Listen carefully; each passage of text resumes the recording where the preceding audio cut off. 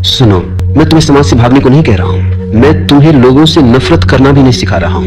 मैं तुम्हें केवल अपने पास लौटने की बात कर रहा हूँ, क्योंकि जो व्यक्ति हर समय दूसरों के बीच खोया रहता है वह धीरे धीरे खुद से दूर हो जाता है, और जो खुद से दूर हो गया वह जीवन में आगे कैसे बढ़ेगा। अकेले रहो, इस वाक्य को गलत मत समझ लेना। अकेले रहने का अर्थ अकेलापन नहीं है। अकेले रहने का अर्थ है अपने साथ सहज होना। अकेलापन दुख है, अकेलापन अभाव है, लेकिन एकांत समृद्धि है, एकांत पूर्णता है। दुनिया तुम्हें अकेलेपन से डराना सिखाती है, क्योंकि जो आदमी अकेले रहना सीख लेता है वह भीड़ का गुलाम नहीं रहता। भीड़ चाहती है कि तुम हमेशा बोलते रहो, बताते रहो, समझाते रहो, साबित करते रहो, क्योंकि जो आदमी लगातार बोलता रहता है वह सोच नहीं पाता, और जो सोच नहीं पाता वह जाग नहीं पाता। इसलिए मैं कहता हूँ, कम बोलो। कम बोलने का अर्थ चुप रहना नहीं है। कम बोलने का अर्थ है जरूरत से ज्यादा मत बोलो। जब तुम ज्यादा बोलते हो तो शब्द तुम्हें चलाने लगते हैं, और जब तुम कम बोलते हो तो तुम शब्दों के मालिक रहते हो। ध्यान से देखो, जिस आदमी को हर बात पर कुछ कहना है वह भीतर से अशांत है। शांत आदमी अपनी उपस्थिति से बोलता है, अशांत आदमी अपने शब्दों से शोर करता है। अब एक गहरी बात सुनो, जीवन में आगे बढ़ने वाले लोग कम बोलते हैं, ज्यादा सुनते हैं और सबसे ज्यादा देखते हैं। देखना सबसे ऊंची क्रिया है, क्योंकि देखने में अहंकार नहीं होता। जब तुम बोलते हो तो तुम केंद्र में आ जाते हो, जब तुम देखते हो तो सत्य केंद्र में आता है। अब एक दृष्टांत सुनो। एक युवक हमेशा बोलता रहता था, हर सभा में, हर चर्चा में, हर जगह वह अपनी राय देता था। एक दिन वह गुरु के पास गया और बोला, मैं आगे क्यों नहीं बढ़ पा रहा। गुरु ने कहा, क्योंकि तुम हमेशा बाहर बहते रहते हो। गुरु ने उसे 1 सप्ताह मौन में रहने को कहा। पहले दिन वह बेचैन रहा, दूसरे दिन उसने खुद को सुना, तीसरे दिन उसने अपने विचारों को देखा, 7वें दिन उसने कहा, मैं बदल गया हूँ। गुरु मुस्कुराया और बोला, नहीं, तुम मिले हो। अकेले रहो ताकि तुम अपने भीतर उतर सको। कम बोलो ताकि भीतर की आवाज सुनाई दे सके।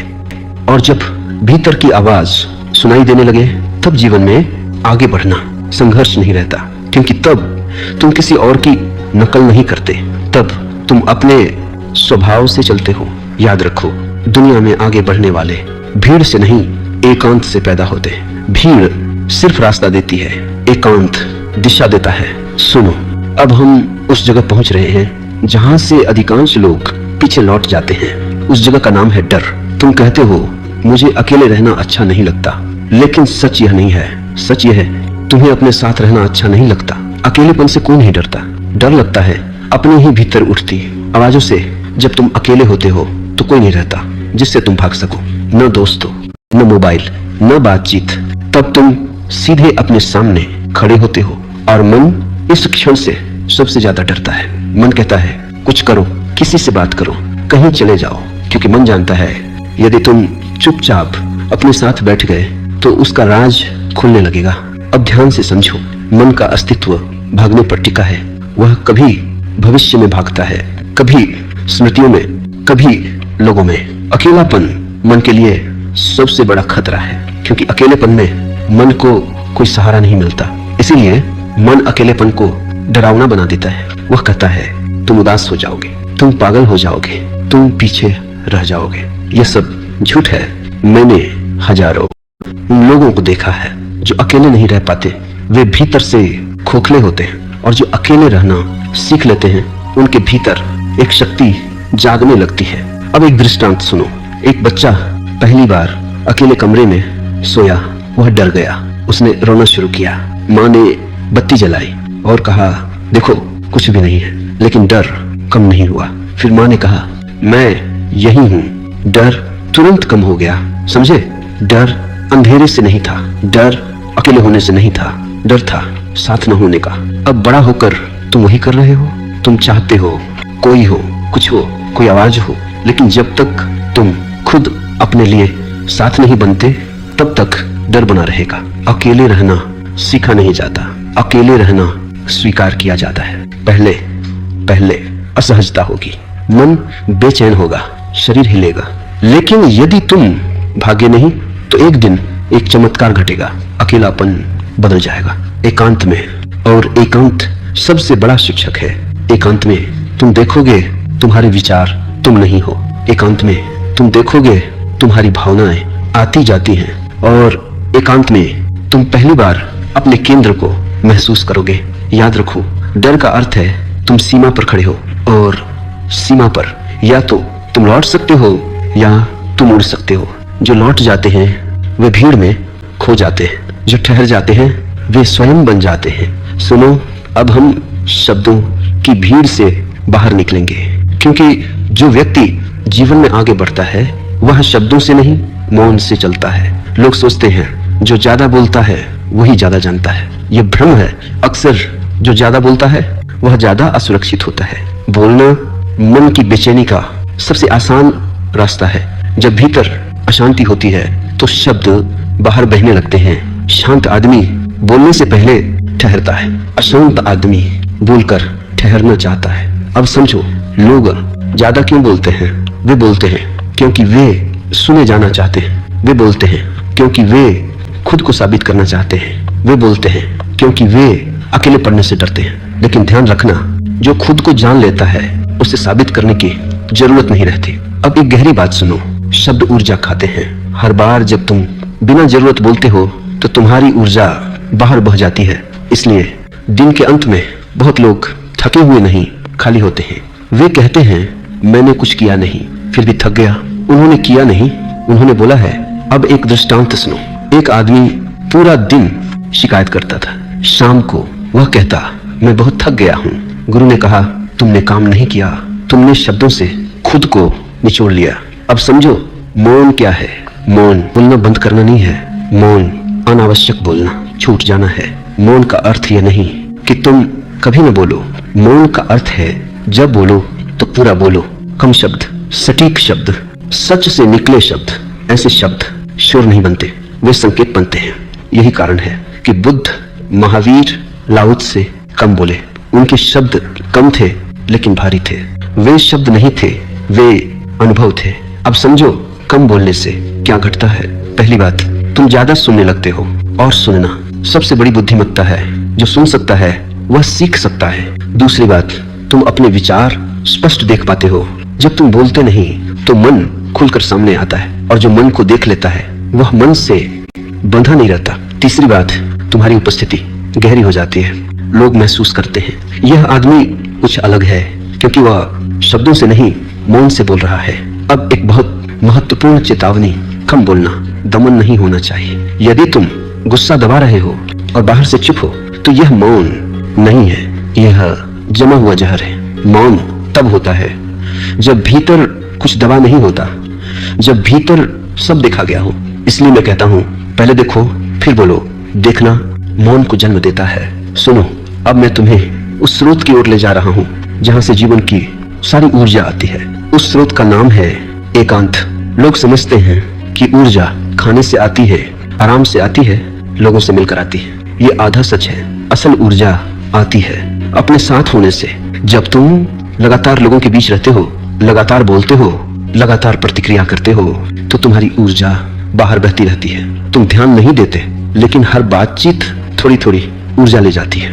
इसीलिए बहुत लोग कहते हैं मैं कुछ किए बिना थक गया हूँ। उन्होंने काम नहीं किया, उन्होंने खुद को लुटाया है। अब समझो, एकांत क्या करता है?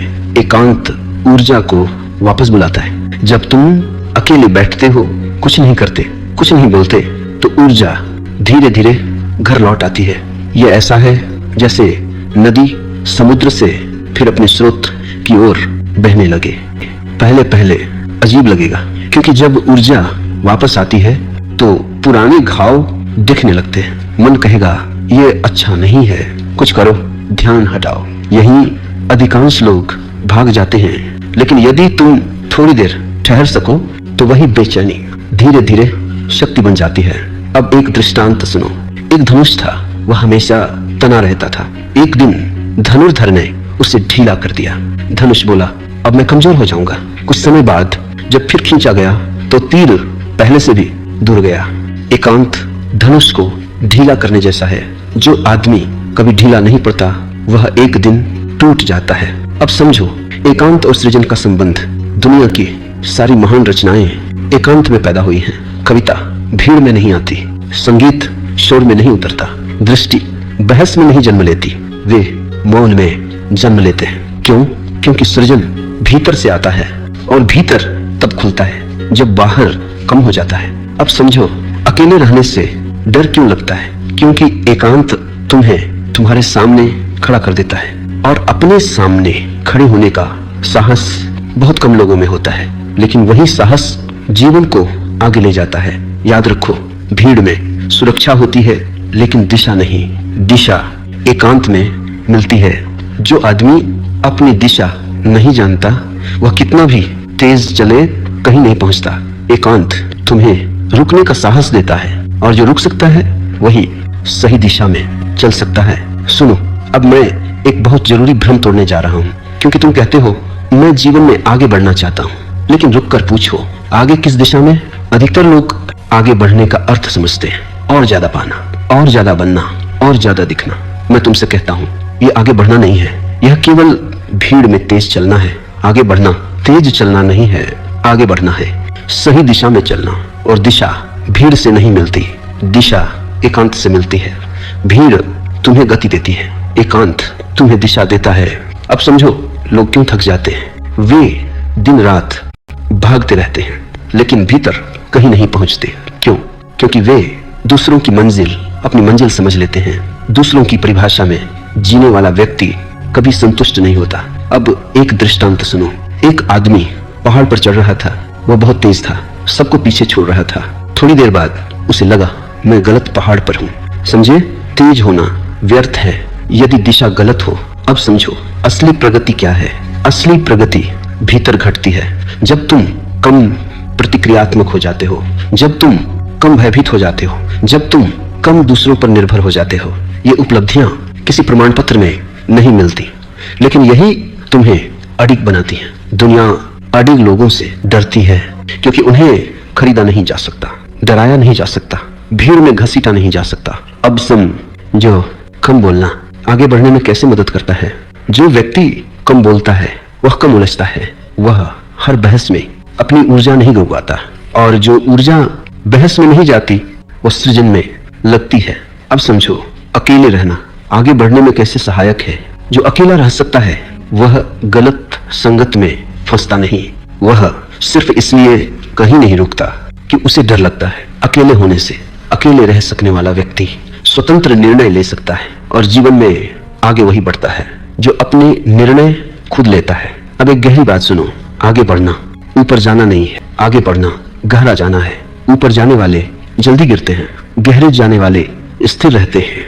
जब तुम अपने भीतर गहरे उतरते हो तो तुम्हारे कर्म अपने आप परिपक्व हो जाते हैं, तब सफलता तुम्हारे पीछे आती है। और जो व्यक्ति सफलता के पीछे भागता है वह अक्सर खुद को खो देता है। सुनो, अब मैं तुम्हें एक असुविधाजनक सत्य बताने जा रहा हूँ।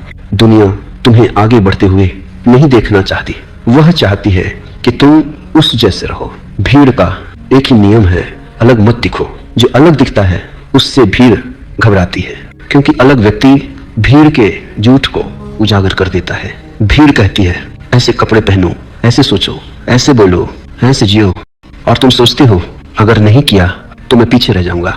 यही डर तुम्हें भीड़ में बांधे रखता है। लेकिन ध्यान रखना, भीड़ में रहने से सुरक्षा मिलती है लेकिन स्वतंत्रता नहीं, और बिना स्वतंत्रता के आगे बढ़ना संभव नहीं है, क्योंकि आगे बढ़ने का अर्थ है अपने भीतर से चलना। अब समझो भीड़ कैसे काम करती है। भीड़ तुमसे तुम्हारी मौलिकता छीन लेती है, वह तुम्हें तुलना सिखाती है। वह आगे है, वह ज्यादा सफल है, वह ज्यादा सम्मानित है। तुलना आत्मा का सबसे बड़ा जहर है।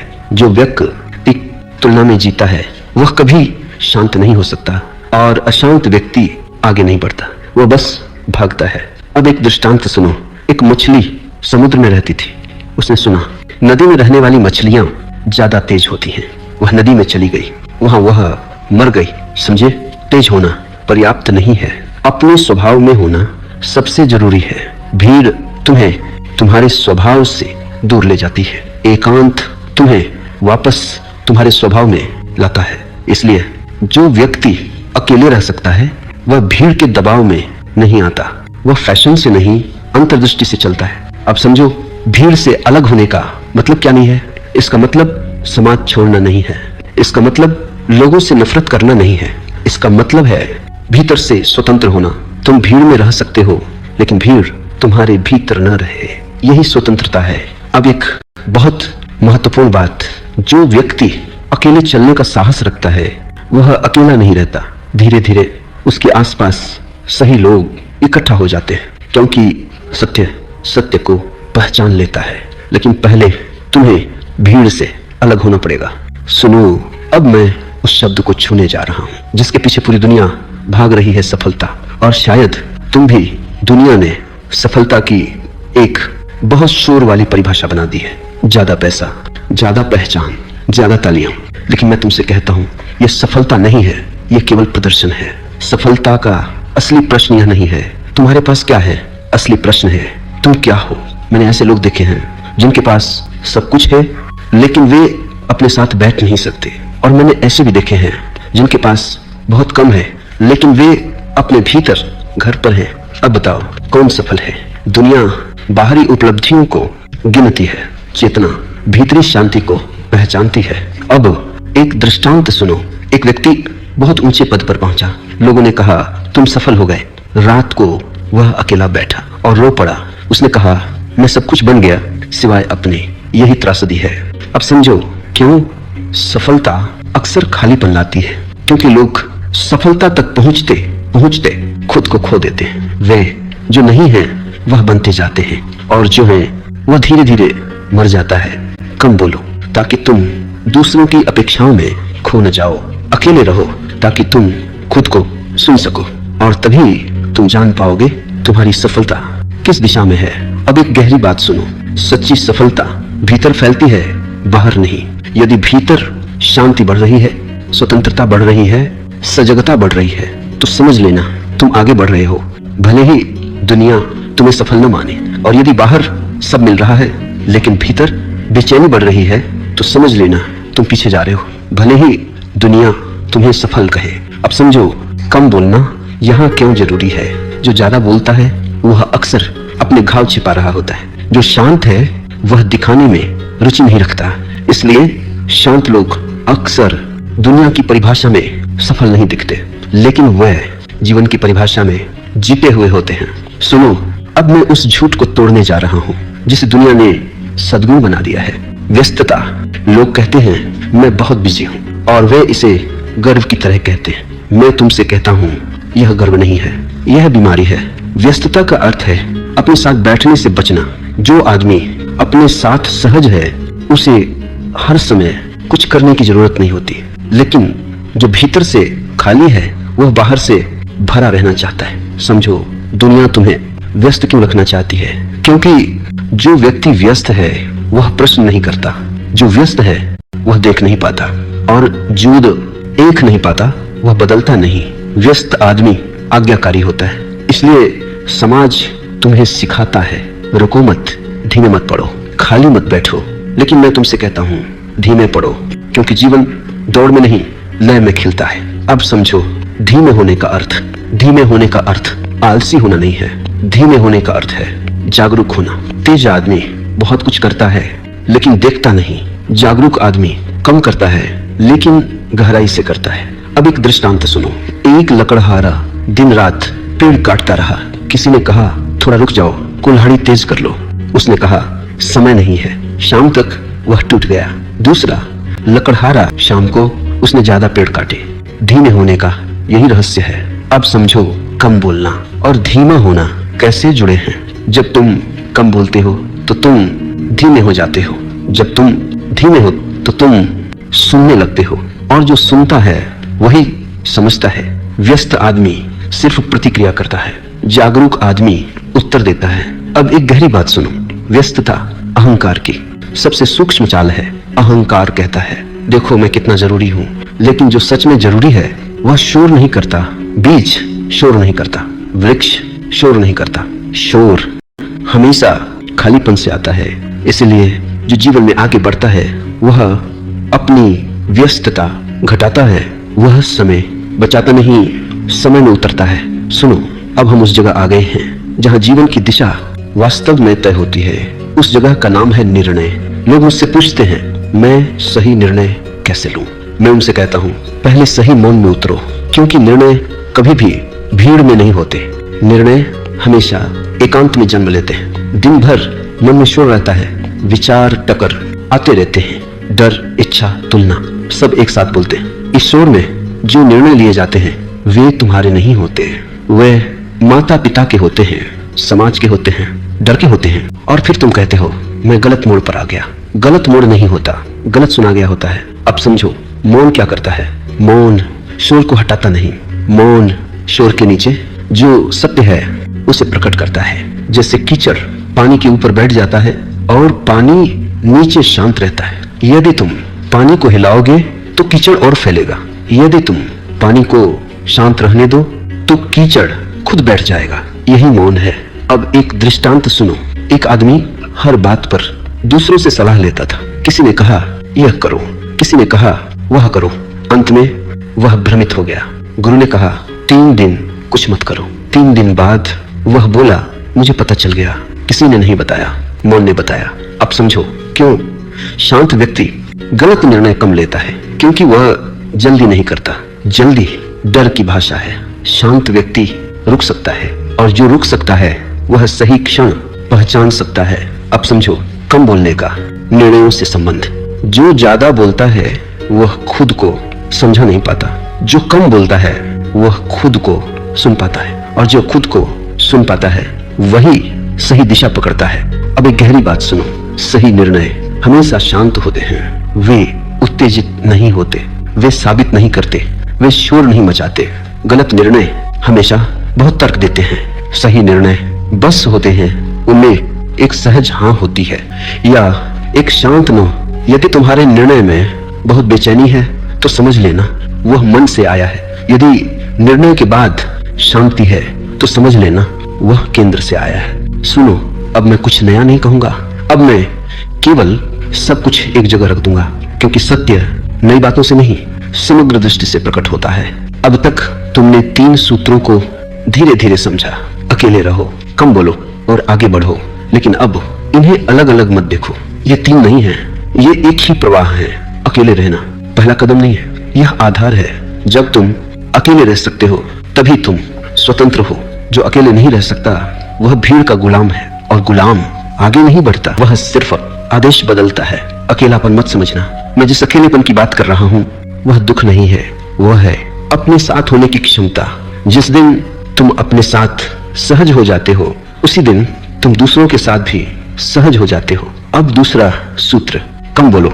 कम बोलना चुप्पी नहीं है, कम बोलना सजगता है। शब्द तब निकलते हैं जब भीतर कुछ हिल रहा होता है, और मौन तब उतरता है जब भीतर सब ठीक हो जाता है। जो व्यक्ति हर समय बोलता है वह खुद को सुन नहीं पाता, और जो खुद को सुन नहीं पाता वह अपनी दिशा कैसे पहचानेगा। कम बोलने से तुम्हारे भीतर एक जगह बनती है, उसी जगह में निर्णय जन्म लेते हैं, उसी जगह में साहस उठता है, उसी जगह में आगे बढ़ने की दिशा साफ होती है। अब तीसरा सूत्र, आगे बढ़ो। लेकिन अब तुम जानते हो आगे बढ़ना तेज होना नहीं है, आगे बढ़ना है सच होना। सच अपने साथ, सच अपने स्वभाव के साथ, सच अपनी मौन के साथ। जो व्यक्ति भीड़ के साथ तेज चल रहा है वह आगे नहीं बढ़ रहा, वह केवल खुद से दूर जा रहा है। और जो व्यक्ति धीरे चुपचाप अपने भीतर से चल रहा है वही वास्तव में आगे बढ़ रहा है। अब एक अंतिम दृष्टांत सुनो। एक यात्री 2 रास्तों के बीच खड़ा था। एक रास्ता भीड़ से भरा था, शोर था, तालियां थी। दूसरा रास्ता खामोश था, खाली था, अकेला था। उसने पहले रास्ते पर कदम रखा, तालियां मिली, लेकिन मन बेचैन रहा। फिर वह लौटा और दूसरे रास्ते पर चला। कोई ताली नहीं, कोई देखने वाला नहीं, लेकिन हर कदम पर वह और हल्का होता गया। अंत में वह मुस्कुराया। उसने कहा मैं पहुंच गया। कहां? अपने पास। यही अंतिम बोध है। जीवन में वास्तव में आगे वही बढ़ता है जो अकेले रह सकता है, कम बोल सकता है और भीतर से चल सकता है। भीड़ तुम्हें पहचान दे सकती है, मौन तुम्हें स्वयं देता है, और स्वयं को पाए बिना कोई भी प्रगति सच्ची नहीं होती। इसलिए अंत में मैं तुम्हें कोई आदेश नहीं देता, मैं केवल एक संकेत छोड़ता हूँ। अकेले बैठ सको तो बैठो, बोलने की जरूरत न हो तो चुप रहो, और जब चलो तो भीतर से चलो। यही जीवन का सबसे छोटा सूत्र है और सबसे गहरा भी। अब कोई भाग नहीं, कोई अगला अध्याय नहीं, अब सिर्फ तुम और तुम्हारी चेतना।